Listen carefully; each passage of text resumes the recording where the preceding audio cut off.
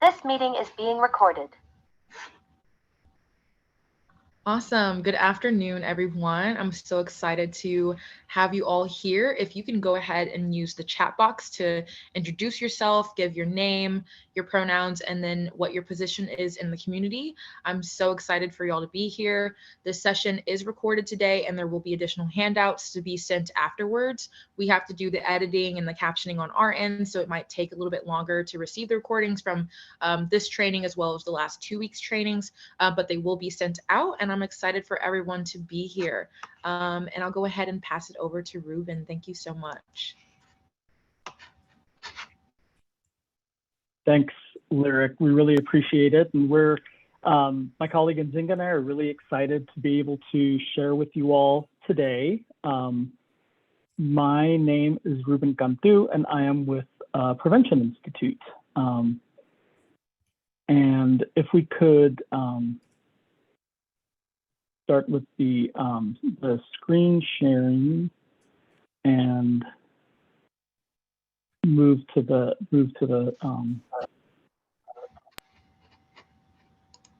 Sorry, let me try that again. Okay. There we go. Perfect. Yeah, and if we can move to the next slide. So, like I said, my name is Ruben Cantu. I am with Prevention Institute. We're a national nonprofit organization based in Oakland, California. We also have an office in Los Angeles, another office in Houston, and a small office in Washington, D.C. I am based out of our Oakland office, but I am actually coming to you today from Texas. I'm a native of Texas. I grew up in the Rio Grande Valley in South Texas, and that's where I am right now, visiting with my parents, and really excited that it just happened to coincide when we were doing this workshop with you all as well. I'm an associate director at Prevention Institute. I've been there for about 6 years. Actually, last Friday was my 6th-year anniversary being at PI. We are an organization that focuses on, as the name implies, we focus on prevention, and particularly primary prevention, which is preventing illness and injury before it has a chance to occur. We work on a variety of different topical areas, everything from healthy land use and the built environment to mental health and well-being, trauma and resilience, and building community safety and addressing violence in communities. And we do all of this work with a lens or a prism of health equity and racial justice. We also believe that most of the really strong lessons that can impact the work that we're trying to do in communities is the lessons from community members and community advocates and community organizations themselves. So we're really excited to not only share with you all, but also listen to you all a little bit. Before I move on to the objectives, I want to give Nzinga a chance to introduce herself as well, and then I'll keep us going. Awesome. Thank you so much, Ruben. Hello, everyone. My name is Nzinga Khalid. I am in Houston, Texas. I'm a program manager with Prevention Institute. I work alongside Ruben on our safety and well-being team, and that's where I'll leave it for now so that we can have enough time to get through all of this great content. Great, thank you, Nzinga. So the objectives for today's session. So over the next hour and a half, we're going to be talking to you all about a concept called community trauma, which we'll explain it a little bit, and you'll kind of see why it's a little bit different than the trauma that we usually talk about.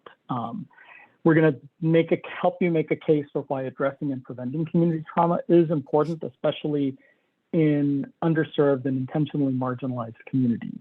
And we're going to go through some examples around how folks have been implementing strategies to prevent community trauma and making sure that those strategies are rooted in community and use community assets and strengths and experiences to really kind of drive and make the case for developing the kind of resilience that can help to push back against that trauma. So next slide. I'm going to pass it over to Nzinga to explain what we're going to be seeing here before we hit play. before we hit play. I was just gonna say, don't hit play yet. All right, so now we're going to get ready to watch a video together. It's gonna help us to better understand the community environment and other factors that contribute to our health, our safety, and our well-being. This is a video that we created to help us explain this work in Milwaukee. Milwaukee is where I am, where I relocated to Houston from. So you'll see some references to Milwaukee in this video, but Milwaukee is not a standalone place. It's very much, like a lot of urban places, very much like Houston, that I'm seeing a lot of similarities since I've been here, and hopefully some things will resonate with the Austin community that you all are from as well. We use this video as a tool to kind of wrap everything up in like a quick 4 to 5 minute display of how to understand what ACER is all about. So hopefully it'll be something that we can send it to you as a tool that you can use later when you're having conversations with others about how these community experiences affect us, affect our communities in ways that we can be resilient and have thriving communities. So with that said, I'll go ahead and hit play. Thanks.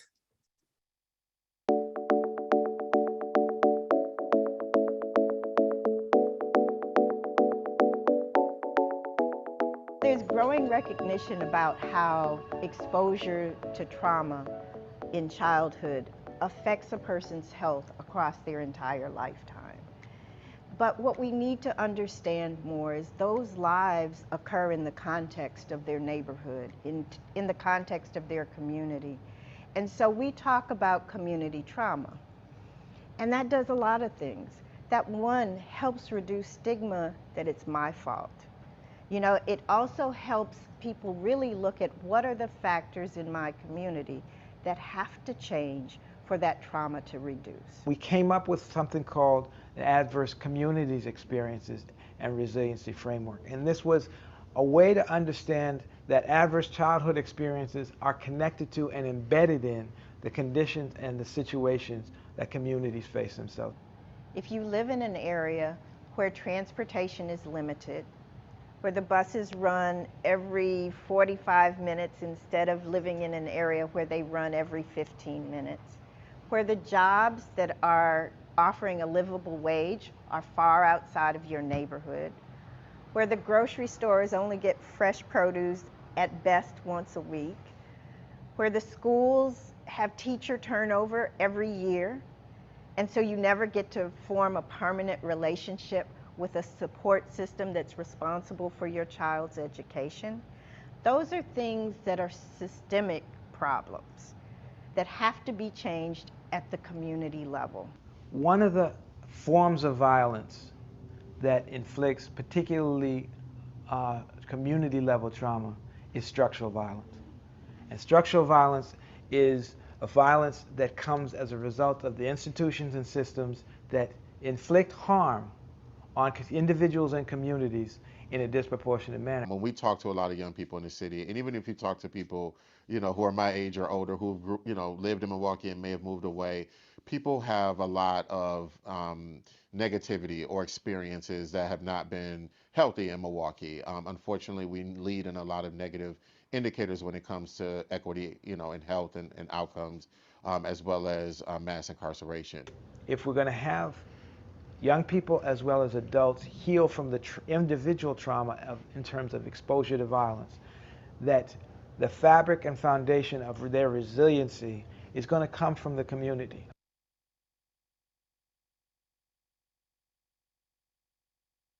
The creation of the Milwaukee Blueprint for Peace was a very aggressive process. We engaged in over a 10-month period, thousands of Milwaukee residents, and really was about engaging the community and defining what we should be doing to prevent and reduce violence. From the very beginning of the process, the community was animate. This can't be about simply interpersonal violence and stopping John from shooting Johnny. We also have to look at the historical trauma that has occurred, that has led us to this place and time in this city. And we also have to look at structural and systemic violence. When we work with communities, we really are talking about shifting power and shifting ownership. how do they begin to have input and really co-create the kinds of housing and transportation and food security systems that help them thrive on a day-to-day basis?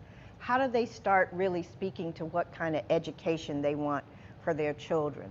How do they begin to have a different relationship with those systems that serve them? And when we see that power building, we're able to see equity building. We're able to see hopefulness building. And people are no longer just consumers of those things in their community, but they're co-creators of change. In every community that we work with around the country, there are community-based organizations and individuals in that community who are doing the work of trying to heal. We can create health. We can create safety. We can create well-being. And we can do it one neighborhood at a time.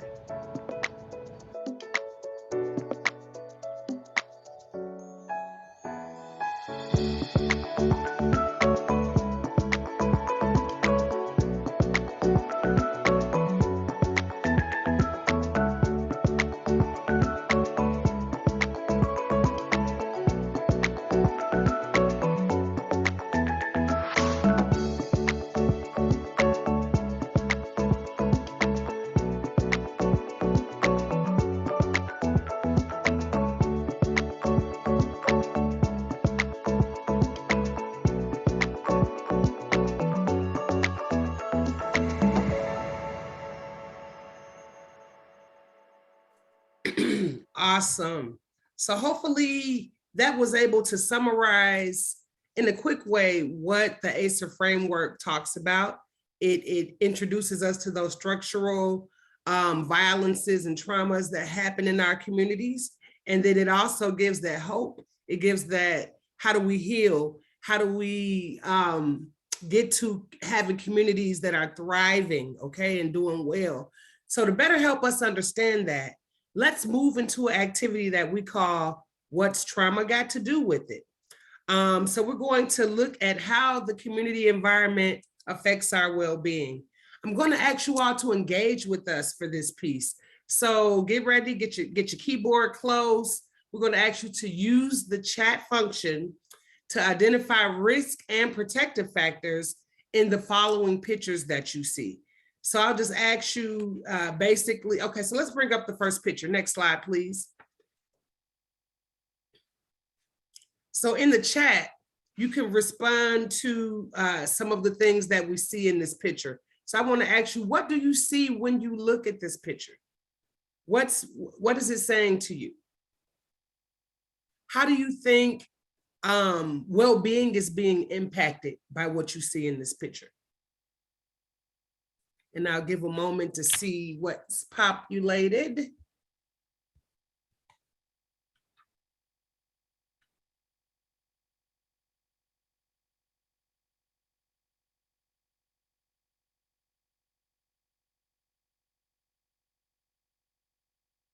Homelessness, gentrification, classism, surviving, no place to stay.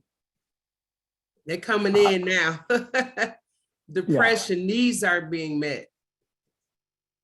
Absolutely heat exposure, illness.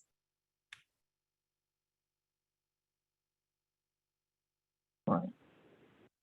Yeah. An unsafe environment. The protective factor is that they're together in the group. Apathy.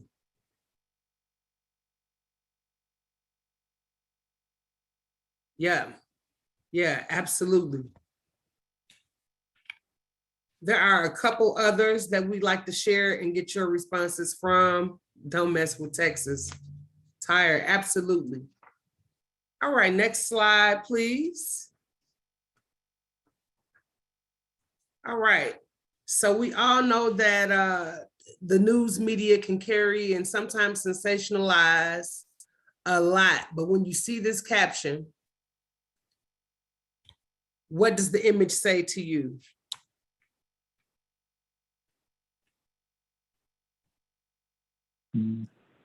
Stigma, displacement, right? Mm-hmm. Right. Where do they go? Once they're Absolutely. gone, out of sight, out of mind. Again, apathy.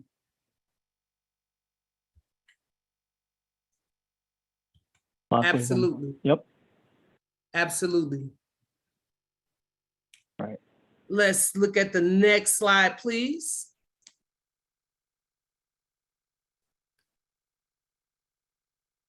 How is well-being impacted here? This was not too long ago, right before I relocated to Texas. Someone said, this is not Texas. Actually, I think, Ruben, right? This is Texas. Is it Austin? This is actually Austin, yeah. Yeah. The winter storm. Yep. The winter storm last winter really took everybody by surprise.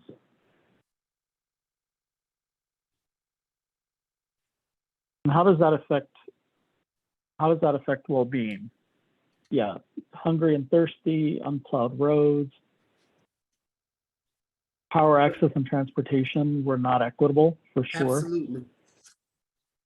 This is not the Austin that we know, exactly. It kind of changed the way people saw things. Safety. Rich people not doing their jobs. Greed. Yep. Mm-hmm. Improve the grid. There's kind of that imbalance. There's kind of a, depending on who's got what resources people have. Some people made out okay, but some people did not. And it all is because of inequities that we see, inequities that we don't see, not being prepared, the failure of institutions and little accountability.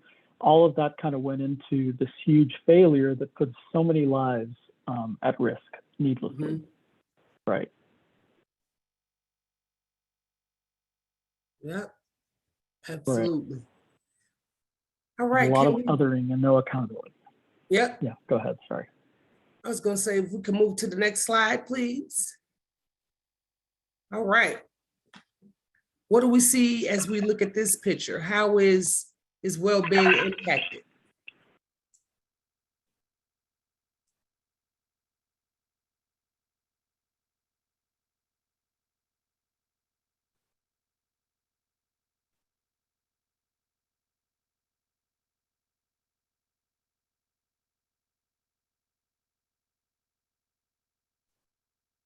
And how do you see well-being impacted both in a negative or a positive way? Advocacy, making your voice heard.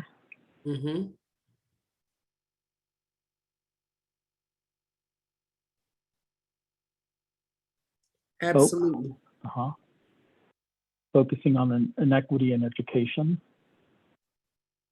Coming together for a common cause when you're feeling unheard, right?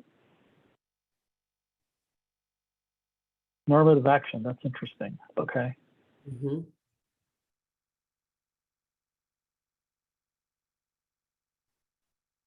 Showing Collective up so action. that you can't be ignored. Right. Collective action. And we'll talk a little, right, collective action. And we'll talk a little bit more later on about why this is a really strong first step in working toward that resilience we were talking about.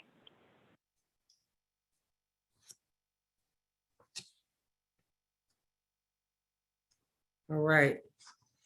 Let's go ahead to the next slide, please. Do you want me to take this one? Yes, please. So what do people see here? What does this look like to you?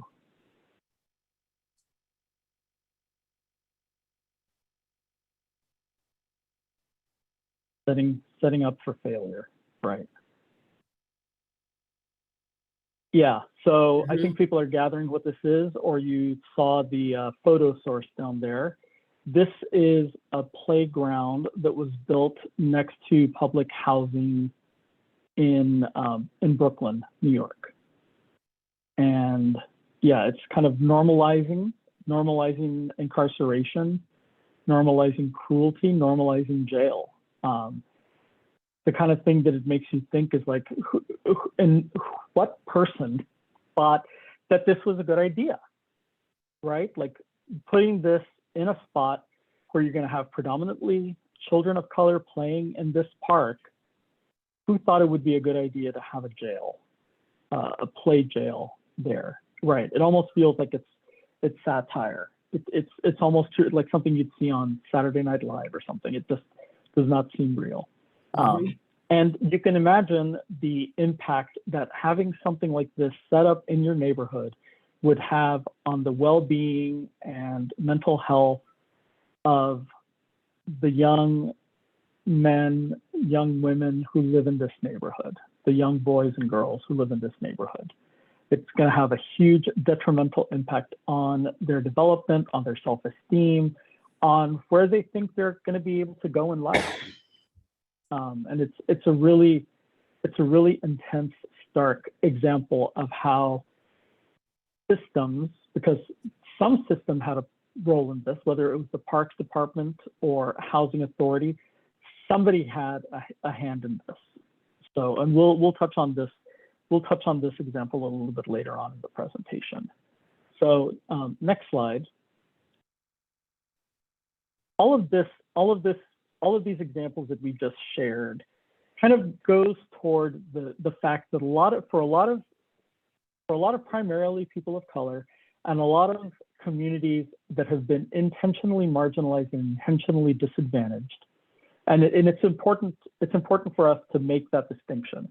A lot of communities that we think of as vulnerable and marginalized and disadvantaged in the US have been intentionally disadvantaged. It wasn't by accident. A lot of this has happened because of the way systems and structures and policies have been set up and have been set up for decades and centuries, since the founding of the country.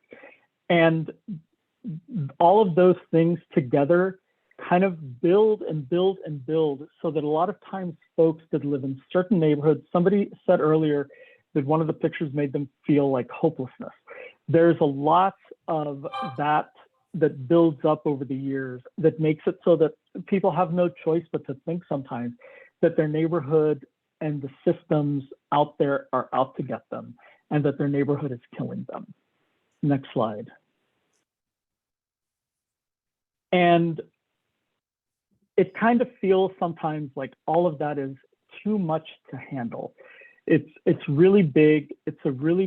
There's a lot of forces arrayed against us, but at the same time, there is a lot of positive. There are a lot of strengths and assets, even in those neighborhoods that seem like they might be hopeless. There's a lot that we can grab onto, a lot that we can build on, and it's down to us to try to identify what those things are and do what we can to try to shift power and shift the ability to do things, build up our capacity and our capabilities to be able to make change happen.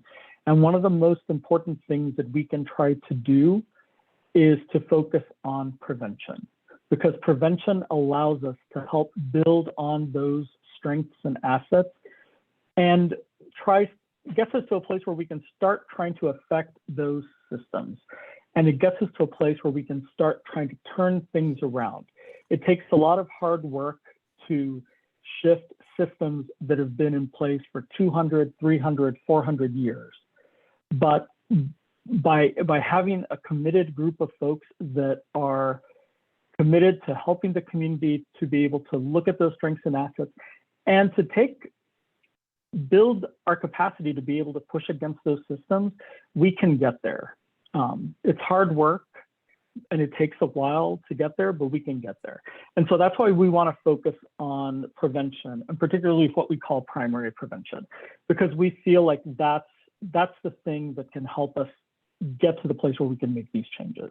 When we talk about prevention, we're talking about prevention that's aimed at the community environment, something that could impact those factors or conditions in our communities that are making things worse for folks. We focus on something that's comprehensive. We need to take a full picture we need to look at the full picture of what's going on in our communities, and also comprehensive in terms of looking at who we need to have at the table to make these changes and impacts happen. There's a lot of the problems that we're trying to focus on can feel intractable, and one organization or one sector alone cannot do it. We need to work in partnership with others so that we can try to move the needle. And prevention also focuses on changing norms and making the healthy options the default. A lot of times we focus on the negative norms in our communities, but we need to also focus on shifting those norms and also focusing on the healthy norms in our community. Next slide. Because we've seen in a lot of different kinds of examples how prevention has actually worked to improve conditions and improved health and safety outcomes in our communities. Things like child restraint and safety belt use or smoking prevention. Those are all things that were put into place to try to prevent things that were harming communities in lots and lots of ways. I know that I can remember back to when I was a kid, we didn't used to use seatbelts. We didn't used to use seatbelts in cars when I was growing up in the 70s. You know, I remember sometimes riding around in the car and sitting on my dad's lap, you know, not the safest thing. But when people started noticing that that rates of child injuries due to car accidents were increasing, people took notice of that. And people started proposing legislation starting at a local level that would put into place laws for safety belt and child restraint, child safety seats in cars. And once those were shown to have some impact at the local level, they started spreading out. And you would have laws at the state level or laws at the federal level that were passed to make sure that those things were being used. And once those laws started happening and people started changing their behaviors related to those things, that ended up changing norms in communities. So you get to a point now where you might have children getting into a car who might be the first ones to remind you to fasten your seatbelt, because it's become the thing that you do now. It's become ingrained in our consciousness that this is what we should be doing. So it changes the norms around using safety belts and using child safety seats. And all of that is all part of what we're talking about when we talk about prevention, making sure that something becomes the safe and easy choice, and that ends up changing the way people approach those conditions. Next slide. Because norms, these attitudes, beliefs, and ways of being and ways of behaving, those things help change our behavior. They sanction behavior. A lot of times we take them for granted, but they end up becoming a habit, and even more of a habit. They become ingrained in our consciousness, and it's important to keep that in mind as we talk about other things related to prevention. Next slide. Because it's really clear that we like to use this quote from the Institute of Medicine a lot. It's unreasonable to expect that people will change their behavior easily when so many forces in the social, cultural, and physical environment conspire against such change. There are so many things around us that make it so difficult to be able to change what we want to do. And no matter how many times you go to a doctor and they tell you that you've got that your blood sugar is too high and you're pre-diabetic, and they tell you need to be more physically active and exercise more, or you need to eat more healthy. But when you go back to your neighborhood, you go back to the community you live in, and there's not a place where you feel like you can be physically active safely, or you don't have access to healthier foods, and all you have is maybe a McDonald's and a liquor store, and you don't have the option to eat healthier. Like, what can you do? You can tell somebody until you're blue in the face to do these things, but if their community, if their neighborhood, if the conditions around them almost feel like they're conspiring against them being able to change their behavior, what can you do? That's when we need to go back and think about what we can do to prevent illness and injury in the first place, and look at the conditions that are shaping our behaviors. Next slide.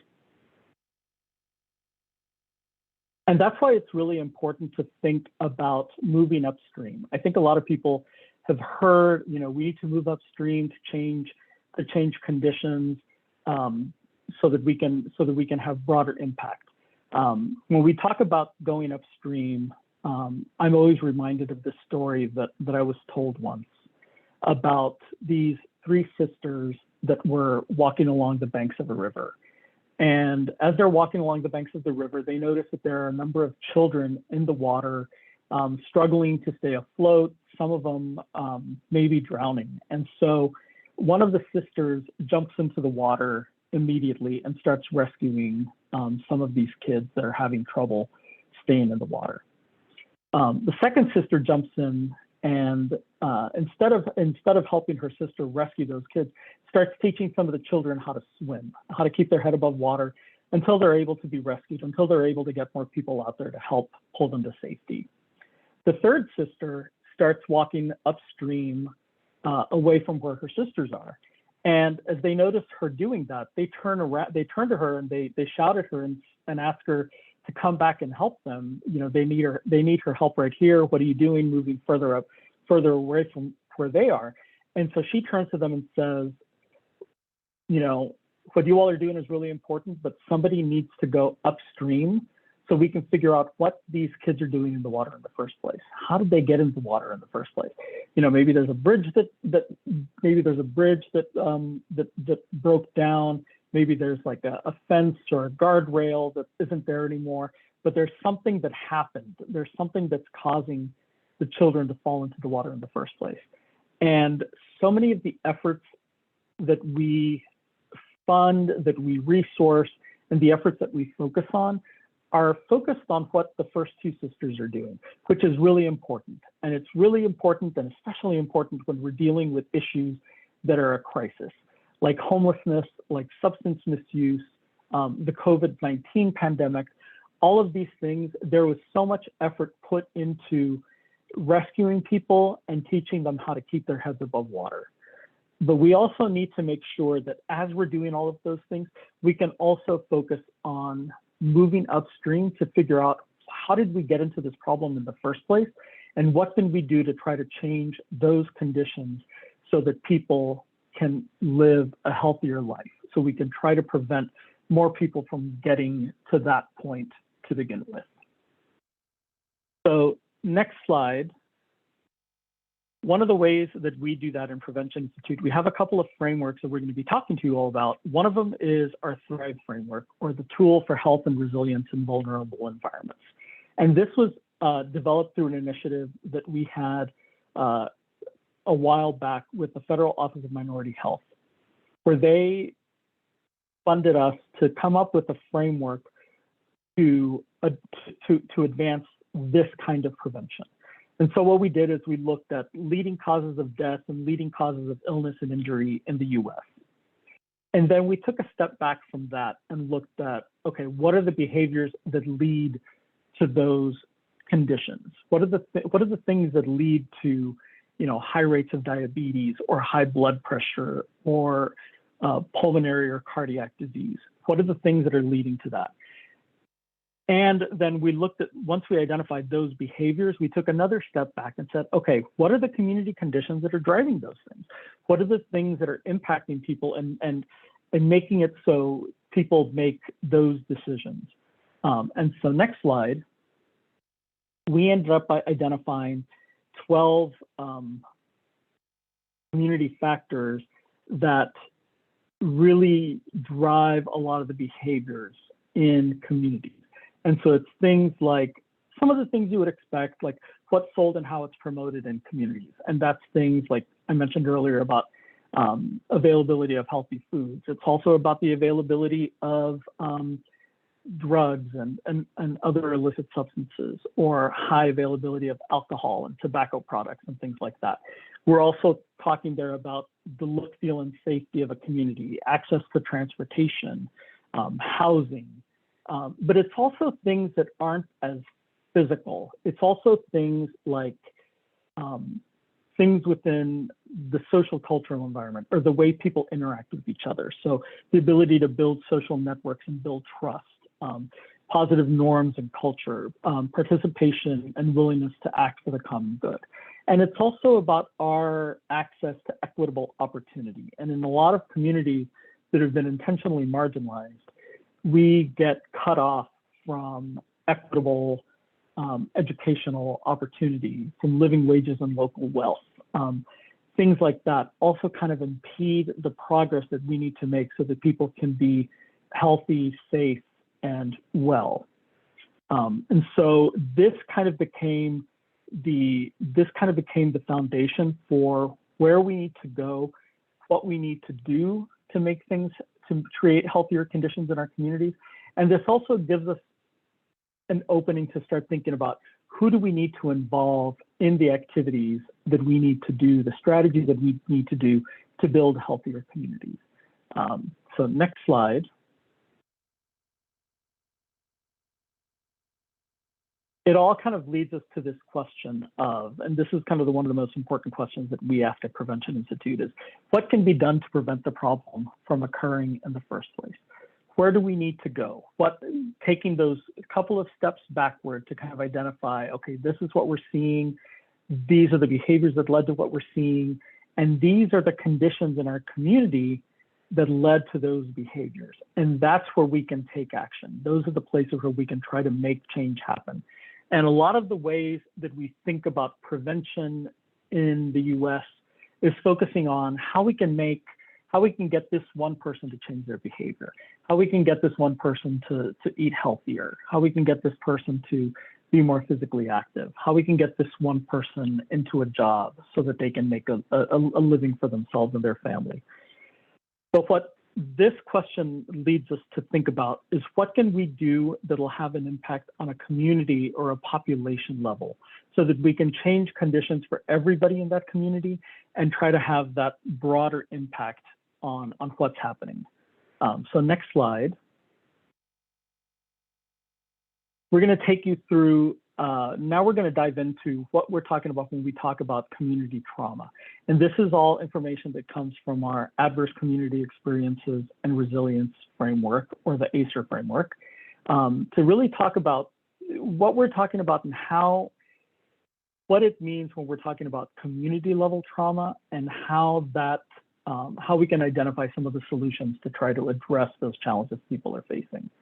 So over the years, through the work Prevention Institute has been doing around preventing violence from a public health perspective, we've come in touch with a lot of cities that were working on violence prevention strategies.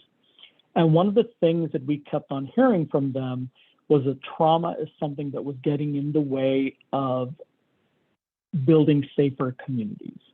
Next slide.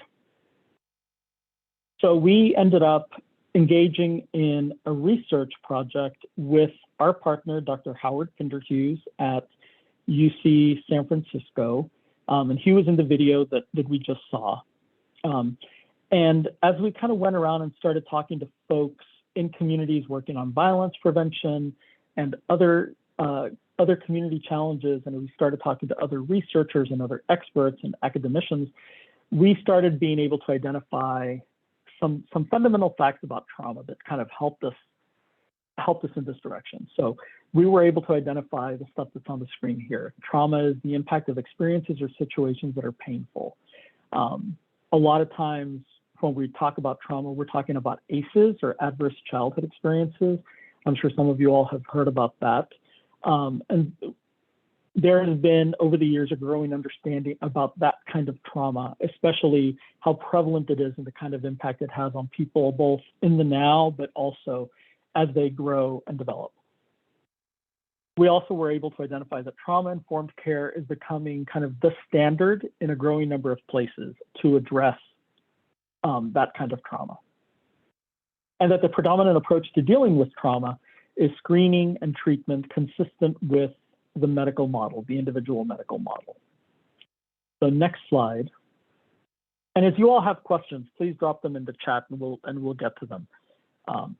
So as we were talking to folks about trauma though, especially folks that were working on the ground in communities that had high levels of violence, they also identified a couple of other things related to trauma that we hadn't necessarily heard kind of that we hadn't heard discussed quite in this way.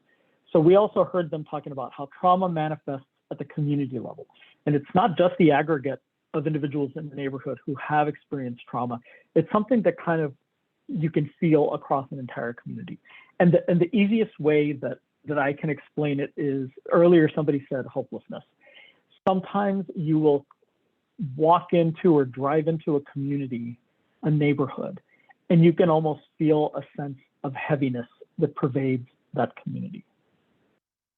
And that sense of, you know, being beaten down, you know, it might be a neighborhood that looks like it has parks that have been closed down that nobody goes to, or they only go there for illicit reasons, or neighborhoods that have a lot of boarded up storefronts, neighborhoods that don't have public transportation running through them, or that have sidewalks and streets in disrepair, street lights that don't work. You know, not all of those things all at the same time, although I'm sure some neighborhoods do, but like just feeling some of those kinds of elements in a community kind of gives you the sense that that neighborhood has kind of been beaten down and been disinvested a lot. We also heard from them that community trauma is the impact of chronic adversity across a community. It's not just about those episodic instances of trauma, like, you know, a shooting or a storm that rolls through and then leaves. It's about trauma that's kind of always there and always present. And there's an understanding that this kind of trauma serves as a barrier to effective solutions to promote health, safety, and well-being, and that we're able to see manifestations or symptoms of this kind of community trauma in those three clusters that I showed you with the Thrive framework: the social cultural environment, the physical or built environment, or the environment of economic opportunity. Next slide. And just as violence, interpersonal violence usually, violence within the home, violence, gun violence in the neighborhood is one of those things that contributes to that individual type of trauma. We see this kind of structural drivers and this form of structural violence that impacts community or population level trauma. And those structural drivers are the inequitable distribution of power, money, and resources in a community. And those structural drivers are the things that create the conditions that harm communities and contribute to that level of trauma. So it's these structural drivers that really have to do with how power, money, and resources are distributed in the community, how they're utilized in the community, that harm communities and contribute to trauma. And we'll give you some examples on the next slide. So if we move on to the next slide, this is a little bit hard to see, but like I said, we'll send you these slides afterward. So we have structural drivers, things like the housing market, the economy, the educational system, community development and design, the justice system, the criminal justice system, law enforcement, and immigration policy. Those are just some examples of some of these systems that are the structural drivers. And you see there's a little question there. What systems are driving the harm? And we can probably come up with lots of examples about how each of those systems harm communities. And then the next column is the structural violence. These are the ways that those systems, which we call the structural drivers, inflict harm on our communities through things like displacement, gentrification, homelessness, unsafe housing, the justice system by over or under policing of communities, different sentencing and minimum sentencing or higher rates of incarceration for certain populations, communities of color mostly, how immigration policy has a way to harm communities through travel bans and refugee restrictions, and things like that. There are lots of different ways we can take each of these drivers or these systems and see the ways that they end up harming communities. So if we go to the next slide, I'll go into the housing market as an example.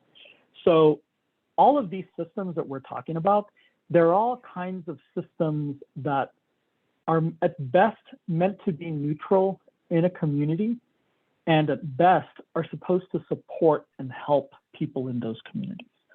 But because of the way power, money, and resources are distributed among a community, because of who holds power, because of who has the resources, who has the money, those systems end up hurting communities, and they end up hurting those folks that are usually the ones that have already been harmed by other forms of systemic oppression and systemic violence. So the housing market, for instance, is one of those. The housing market is supposed to be there to, especially if we're talking about the public housing market, they're supposed to be there to help communities, find housing that's safe, where people feel welcome, where they feel trusted, where they feel safe, and where they can have a place to be with their friends and family. But because of the people who might be in power, because of the way resources are distributed, a lot of times this housing system will end up harming folks in different ways, either by keeping them out of safe housing, by maintaining lower quality of housing, by contributing to gentrification, housing developers building new fancy housing in some neighborhoods, which contributes to displacement, which contributes to gentrification. All of the ways that you can think of, like these systems end up harming folks in some way or another. The snapshot we used for this photo is just a snapshot that we took from the Housing Authority for Austin, showing that the wait list is currently closed for properties. There's nothing available. And so, you can see and you can apply the same kind of thinking and the same kind of process to any of the other systems that we talked about, like law enforcement and criminal justice, like immigration. All of those, you can use that same way of thinking, and you can identify like who it is that ends up getting harmed in those communities. So next slide. Yep, and Ruben, I just maybe we'll. Oh yeah, I was gonna see if maybe we should pause for a second and see if anybody had any. We've kind of thrown a lot at you already, and we still have a lot to go. So wanted to pause and see if anybody has any questions, either in the chat or want to unmute and share anything.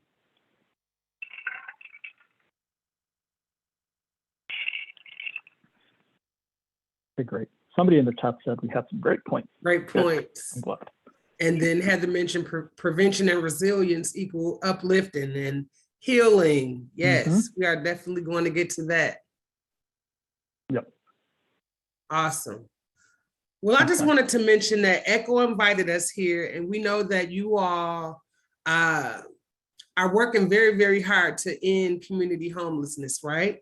So we wanted to basically put this here just to say we recognize some of the challenges that you might face as you work against those very structural drivers of violence to help improve the conditions of all who live in Austin and won't have to deal with this condition of homelessness. We also want you to start to think about what are some of those structural drivers, what are some of those challenges, what are some of those inequities that you deal with on a daily basis as you go about this work. We know that, from just doing a little bit of background research on ECHO, that you all have basically put together a system that brings together different sectors, different community-based organizations that all work together to come at this problem from different angles and hopefully eventually resolve it completely. We want to dig a little bit deeper in understanding your context, so we'll go ahead to the next slide. And if I'm missing anything in the chat, Ruben, please jump in there for me. So like I said, you guys are already aware, most of you on this call probably are part of that, what I think it was called the Homelessness Governance Response System. And these are the categories for ECHO's work. So you do advocacy, coalition leadership, community housing, all of these different areas come together to help you reach your mission, right? So we want you to just recall that, and then help you, just think about the areas in which and where you work, so that we can kind of walk through some discussion questions together coming up on the next slide. Like Ruben mentioned, you all are able to unmute and talk back to us, or if it's easier for you to contribute your comments to the chat, please do that as well. Can I have the next slide, please? So let's talk about it. How and where are structural inequities coming up now in your work? And also, what does that tell us about where to begin our intentional efforts? So I'll share a little something that came up in the chat, Nzinga. Mm-hmm. So somebody mentioned that, properties are still managed by market companies. Barriers to access are often still very high. Folks are denied for rental history or criminal background, or they're evicted for violating guest policies, etc.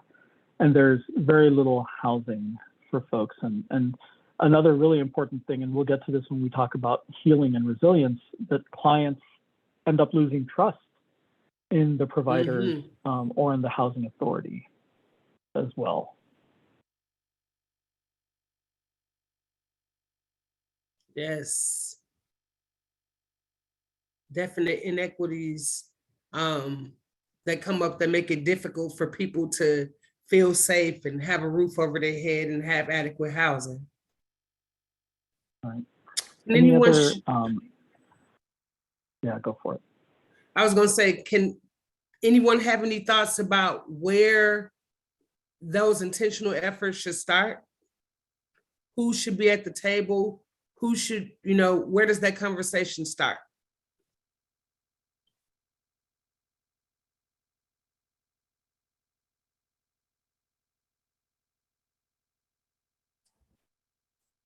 The ideal, I guess, is with the people most impacted, but the problem is they're not the ones with the power. Right.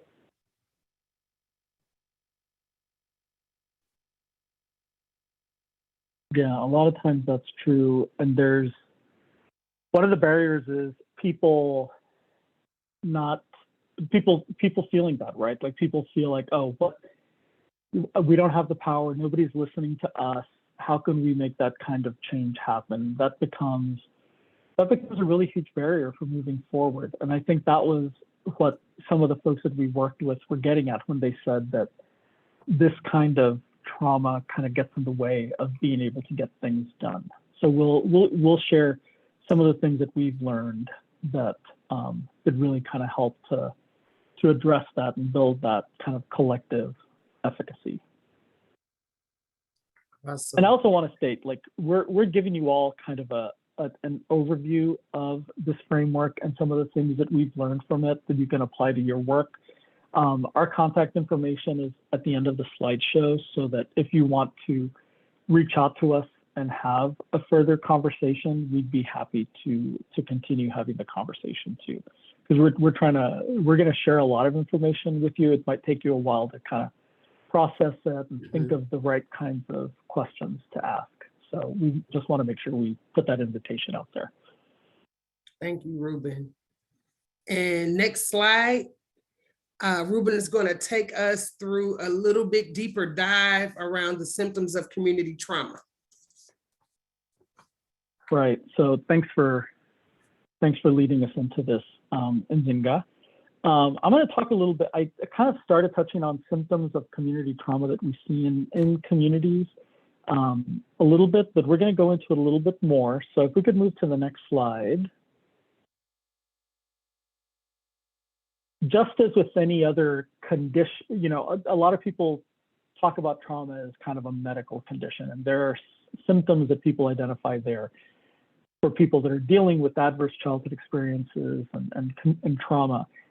Same thing is true for community level trauma. There are also symptoms or manifestations of the impact of this kind of chronic adversity across a community. Things like damaged social networks, a low sense of social and political efficacy, feeling like you can't get anything done, deteriorated built environments, intergenerational poverty. Next slide will show a little bit more about what some of those symptoms are. So long-term unemployment, relocation of businesses and jobs, disinvestment in a community, things like a deteriorated built environment and unhealthy or dangerous public spaces, the increasing availability of unhealthy products, whether it's things sold in stores, other things, disconnected or damaged social relations and social networks. That kind of isolation has a huge impact on folks. And increasingly, especially during the pandemic, we've seen kind of an increasing epidemic of isolation and loneliness that has a huge impact on not only mental and emotional health, but also on physical health. And those kinds of negative social norms and again, coming back to this low sense of collective and political efficacy, the feeling that it's hard to get anything done. And oftentimes it might feel hopeless. Next slide. And, you know, we have done some work with Bridge Housing, which is a nonprofit housing developer in the Bay Area and the other places in California. And when we talked to their vice president for resident programs and services, they told us that they feel that trauma gets in the way of them doing what they need to do. And when it's chronic and not that kind of episodic trauma, it really is really damaging. And so Bridge Housing has done, they develop public housing in the city. And what they've done is they've come up with a lot of programs that fall under their trauma-informed community building work that really helps to build the connections and build the relationships among not only the folks in public housing, but the folks that live near the public housing to build that sense of community and build that sense of trust among folks in that locale. So next slide. And so what we want to do now is shift the focus from talking about trauma and talking about the symptoms of trauma and talking about the things that we see in communities and neighborhoods and focus on resilience. So next slide. And I want to be really clear when we're talking about resilience. A lot of times people talk about resilience as bouncing back from whatever harm has hit the community or hit the individual.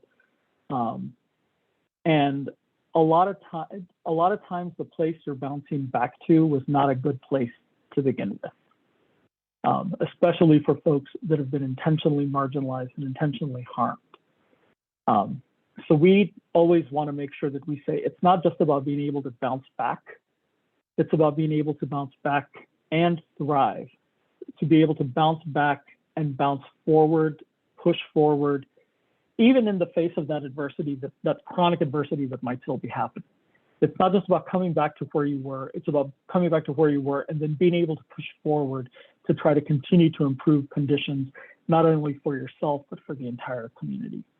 And like a lot of the symptoms of community trauma we were looking at, the elements of a resilient community are also rooted in those kinds of community factors, such as social networks and trust and willingness to act for the common good, being able to build wealth, and having the availability of healthy products and services.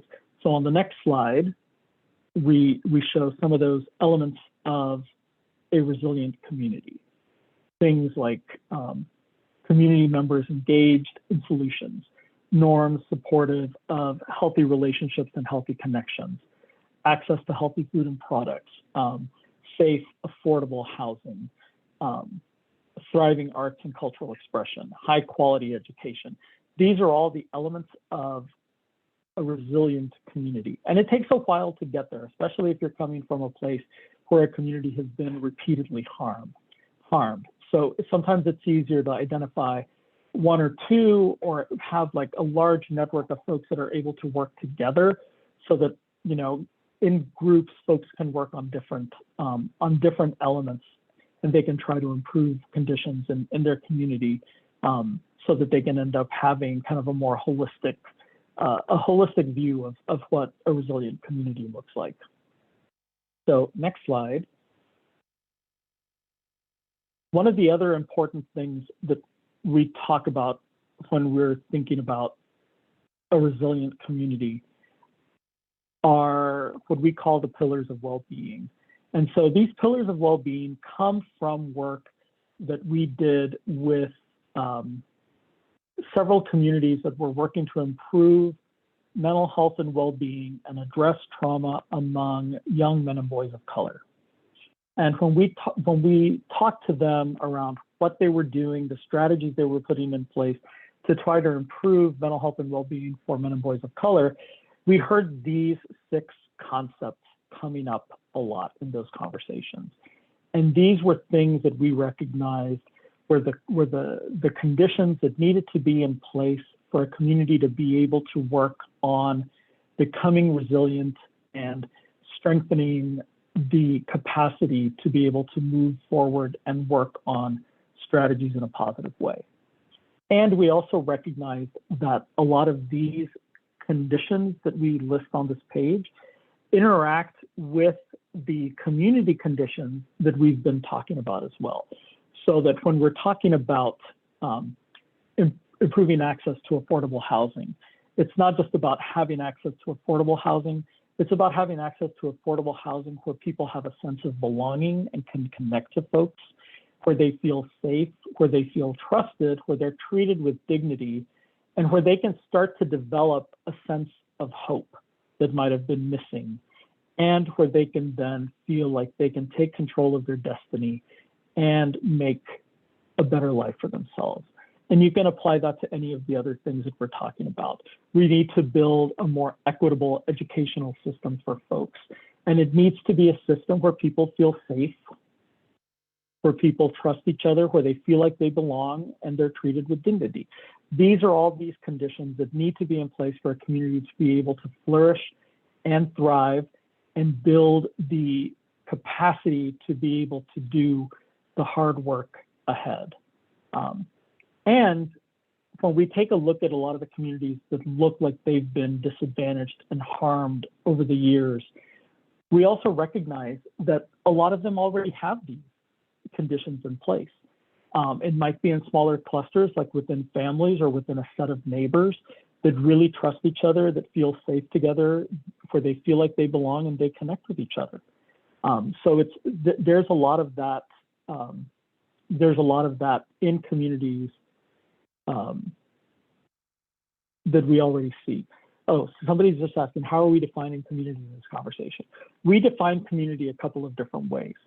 In some cases, we're defining community geographically. So like a neighborhood, a city, a town, a block, a street. We also define community a lot of ways as those groupings of people that have something in common. So that could be immigrants and refugees that live throughout a city.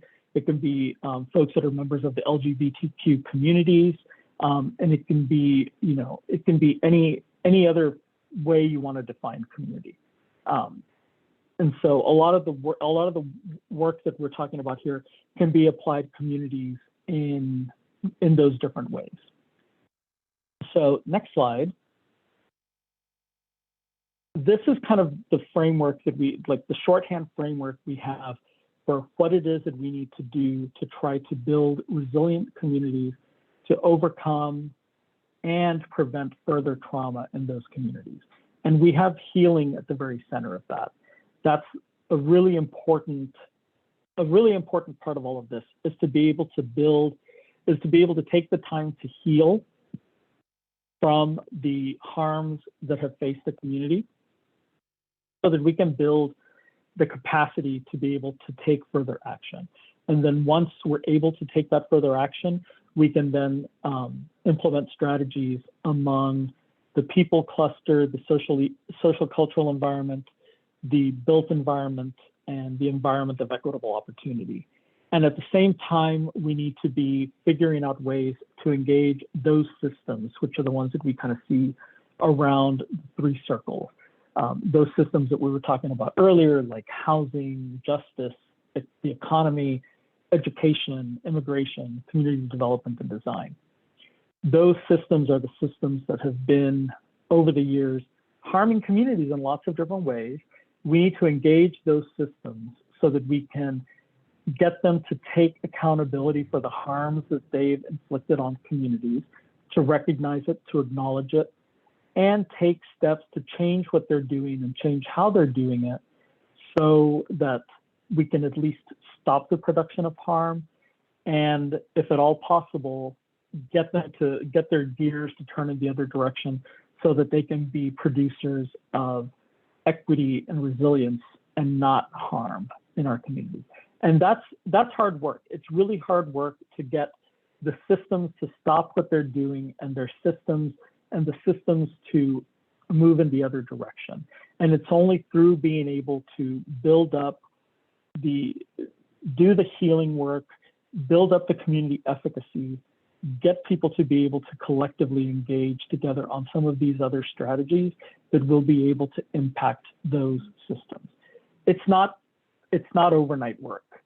As with any kind of policy and systems change work, it takes time. It takes time, not like, for example, if they're doing something that requires, passing legislation, whether it's locally or statewide or federally, it takes time to get that legislation passed, and then it takes time to get that legislation implemented.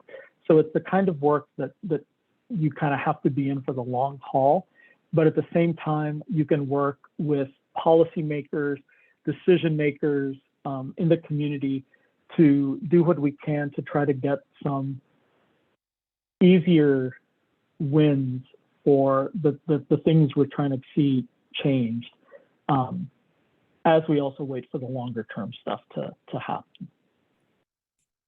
So next slide.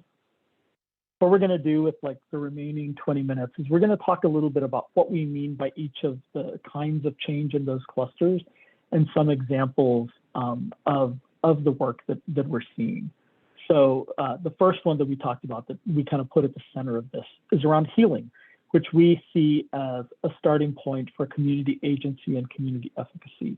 And this looks like healing circles, vigils, restorative justice practices, acknowledgement and reconciliation of harm, arts and engagement in the arts, having community dialogues, and kind of like serving as a foundation for all of this, practices that are culturally and community rooted and acknowledge harm and promote resilience. And so, especially over the last couple of years, particularly since the murder of George Floyd, we've seen a lot of vigils, we've seen a lot of protest marches, we've seen a lot of that kind of action, which bring people together for that common purpose.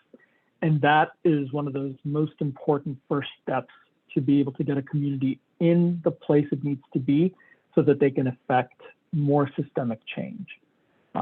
Next slide. And so here we just pulled a number of examples of arts, murals, other works in the community that is also another really important part of the healing process. A lot of times the healing process can look like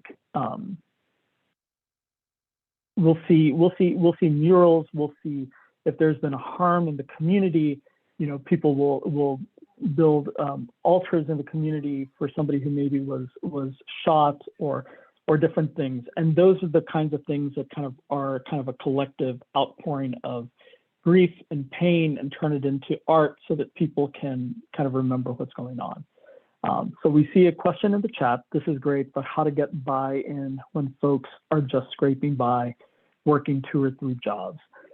That's really hard. And one of the responses there is sometimes getting community members to engage in this work is really difficult because of all of those barriers. People that work 2 to 3 jobs, people that have children to take care of, people that, you know, don't have family members and other folks that they can rely on to help them do this kind of work. And I think that's when it's really important to try to get the buy-in and support from community organizations, community clinics, community partners that also work to support and represent the interests of those people who know the needs and the challenges that those community members are facing, so that they can bring those perspectives to the table in a very transparent way, and in a very, you know, in a way that acknowledges that that they're trying to bring the concerns of those community members to the table. Because it's really hard to do it when you've got folks that are in difficult situations, folks that are looking for a place to live, folks that are trying to just scrape by, people that might have mental and emotional challenges that preclude them from being able to participate in these kinds of activities. That's when you need to try to work with, you know, folks, neighbors, family members, organizations that are already serving those communities, to try to bring those perspectives to bear on the conversations that we're having. So next slide. I think the next couple slides, we just have another couple of examples of that kind of art and expression in the community. So the next cluster of strategies are those strategies among the people cluster, or the social cultural environment. Things like increasing civic engagement and participation, supporting multi-generational relationships that can help bolster healing and connection in communities, coming together to build community efficacy through marches, protests, vigils, community town halls, advancing and lifting up those positive norms of the community. A lot of times we don't hear about those as much, because the things that garner clicks and the things that garner eyes on newscasts are usually the stories of negative social norms and the negative things that are happening in a community, and you don't get as much attention to the things that are happening in a positive way in community. So we need to make sure that we're lifting those kinds of both positive norms, and next slide, also uplifting those positive narratives of hope and resilience from within the community, working with media, working with folks that have, you know, active social media, what have you, just to make sure that you're getting those positive narratives out there, so people can see that there is, within all of the negative, there is hope. Making sure that we have enhanced community engagement and advocacy on behalf of communities and from within communities, making sure that we're looking at building community in a trauma-informed way, and reconnecting to cultural identity is also a huge piece here that a lot of communities find to be healing and a way to connect. So next slide. I think you're muted, Nzinga. You're muted, yeah. Sorry. I took this slide from Echo Strategic Plan, and I was just very impressed how all of the different systems and partners are coming together to do this work. Is very thoughtful. I see you using the strategies among people, using the strategies among place, and trying to create equitable opportunities. So I just wanted to highlight that as we go up, you know, just let you know that you're doing, you understand that you're doing the work. It's clear and evident in your strategic plan. And I'll go ahead and go to the next slide. So again, one of the other strategies around creating healing is around creating safe places and community. Reclaiming land. I know that there have been a lot of efforts across the nation to have land given back to Indigenous people, to have public places designated. There have been business incubators started in communities to help people have some equitable opportunities. As we saw in some of those previous slides, there usually arts comes up in healing in a lot of different ways that I've seen in my work in community over the past several decades, not just through murals, but it could be a drum circle. It could be spoken word. There's often the use of art and reflection in healing. Just focusing on ensuring stable housing with dignity, making sure that we're not just having affordable housing, but that it's a place that you want to live, that's adequate and, free of infestation and has all of the proper needs that someone would consider equitable housing. Creating safe and supportive places for people to gather regularly and come together. That's important when we talk about healing in the community. Next slide, please. All right, so here, and I got all these pop-ups on my screen, just talking about other ways to heal. I pulled a couple examples of other ways to heal, which is community gardens. We see where people come together to, once they get there, yeah, they're doing their gardening, but it's an opportunity to connect. It's an opportunity to support, strengthen your neighborhood together as you work to grow food together and share with those who might need it. The other picture over there is hand paddles that people use in restorative justice circle. So that's where that picture comes from there. So again, those were taken from the Austin Parks website and then the Economic Growth Business Incubator in Austin. Next slide, please. All right, then we talk about strategies within that allow us to have equitable opportunity. Someone was just saying, how you gonna get people to buy in when they work in 2 or 3 jobs? Well, hopefully we'll get to a place one day where, all jobs will be equitable and you won't have to work 2 or 3 jobs. Let's see. Affordable housing is based on the median income of the community. That doesn't mean that it's affordable. And that is so true.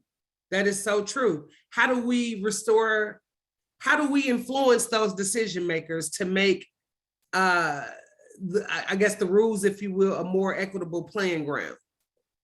You want to jump in there, Ruben? Right, and I think the comments going on in the chat are all really, Yep. really true and really important. These are all the kinds of strategies that we're thinking of that will kind of create equitable opportunity for folks in the community. A lot of times folks have been cut off from opportunity in lots of different ways, both physically by building up freeways that kind of separate neighborhoods, but also just opportunities that are available to them. I think on the next slide, we have some photos from some restorative justice practices in Austin schools, a way for folks to be able to build and strengthen connections in school, limit the ways that folks are punished in a way that will be detrimental to their ongoing development and ongoing education. And I think those are all things that really kind of help to build that kind of equity in communities. Next slide. And so the final one of these strategies we're going to talk about, I'll give a little overview here and then I'll pass it over to Nzinga to talk a little bit about the example. Strategies across systems. So really engaging with those systems that have been harming communities. They're an important player because we need to make sure that we're holding them accountable. We can't let them slide on what they've been doing in the community. So it's about working with those systems to transform the way they've been doing, depending on the community and depending on how they're working, being able to partner with law enforcement, if that's a viable option in the community. And then power sharing is another really important way of doing this and making sure that community members are given the power, being allowed to be on commissions and boards and other opportunities to be able to have a voice in what's going on in the community. Yep, and then you'll see on the next slide, which is your homeless response system governance chart that I pulled from ECHO's website. All of these different committees working together to reach the overarching goal, right? Somebody mentioned earlier, it's difficult to get, people who are actually living through this and needing the services at the table. But that voice is very, very important. I'm just looking at this and hopeful that, we continue to make efforts to elevate those voices, to bring them to the table, to go out and survey and, just bring that data back so that they're informing this system of governance if they can't actually be there themselves. So that's just something we always try to elevate and highlight. I know it is very difficult work, very, very difficult work, but we want to make sure that we don't miss out on opportunities to have the people who we're trying to help at these tables, in these rooms, in these meetings. Let's see, how do we impact decisions made in a master plan that's determining the social and economic direction of Austin? We start by using some of these strategies that we're sharing with you here today. It's not going to happen overnight. It hasn't happened in a lot of years. We've been working at this for centuries, it almost feels like, but we don't stop. We don't give up. We don't get discouraged. We just continue to, talk to the legislators who will give us an ear, show up, to town hall, show up at the Capitol, have an agenda, working together to, try to help advocate for policies and legislative action that make a difference for the individuals and communities that we know need it the most. We hear this term learned helplessness and hopelessness. We have to intrinsically hold on to as tight as we can that feeling of hope, and just continue to do the things that we can do in our communities to push back, and hopefully eventually that moves upstream and we have policies and we have equitable opportunities for all. And you are so right. Who is the master plan? How can we get transparency? And I think the more that we stand up and advocate in those places, we'll start to pull back some of those layers of that. Like I said earlier, it's difficult to get residents involved unless you're able to work with the agencies and the systems to be able to change the way that they do business. Mm-hmm. A lot of times, people will have meetings during the day or at times when people aren't able to participate in meetings, either because they've got families that they need to feed, because they're working multiple jobs. So it's hard to get, it's hard to get residents to go to those meetings. So I think it's a matter of one, working with those systems and agencies to change the way that they do things so that they can actually get folks, so that they can actually make the space and make effort to get people to be in those meetings and involvement. And then it's also about making sure that you've got the people who can actually voice the concerns of those community members at those meetings as well, if you're not able to get people to be there. People who can be honest and transparent about the voices that they're trying to bring to the table. Transparency is a really good first step here, making sure that people know about the challenges that are going on, making sure that if there are these master plans, community plans, general plans for the community, for the county, for the city, for neighborhoods, that people know about those and know what's in them. So it's really important to work with kind of people that work in all kinds of sectors and fields. You need the folks that work in mobilization and community engagement. You need your advocates who know what's in these things and know how to translate some of that stuff so that residents are more aware of what's in them, and just being able to cover all angles of that so that you can be able to make change happen, make the change that you want to see happen. Because if we go to the next slide, another quote from somebody that we worked with told us, working on these kinds of community determinants, community conditions is both scary and reassuring. If we don't do this level of prevention, we will always be chasing the problem. So we need to make sure that we kind of handle things kind of from all different angles, so that we know how to address them the right way, so that we're not chasing the problem, so that we're not always having to rescue the children that are drowning, and we can figure out why they were drowning in the first place. So next slide.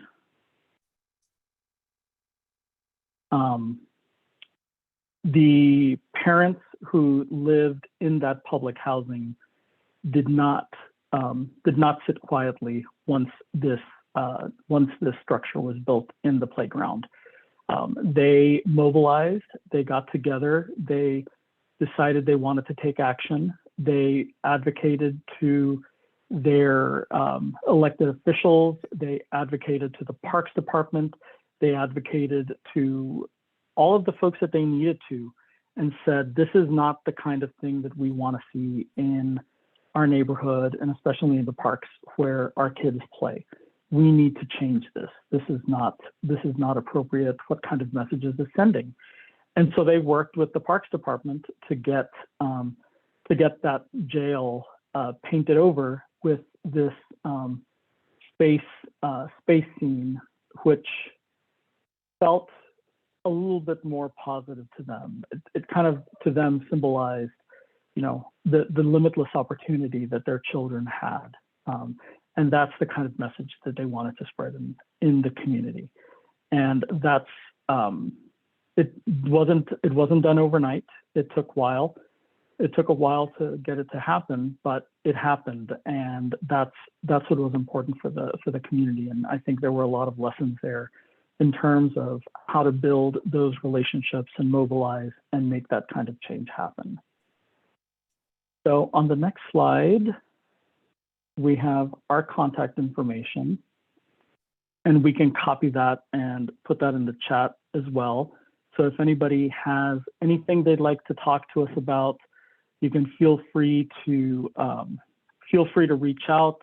We'd be happy to connect, share a little bit more, go a little bit more in depth into some of the things that you all might be working on and dealing with in your community, and just go a little bit more in depth into the things that that we weren't able to go into today. Like I said, we were doing kind of a very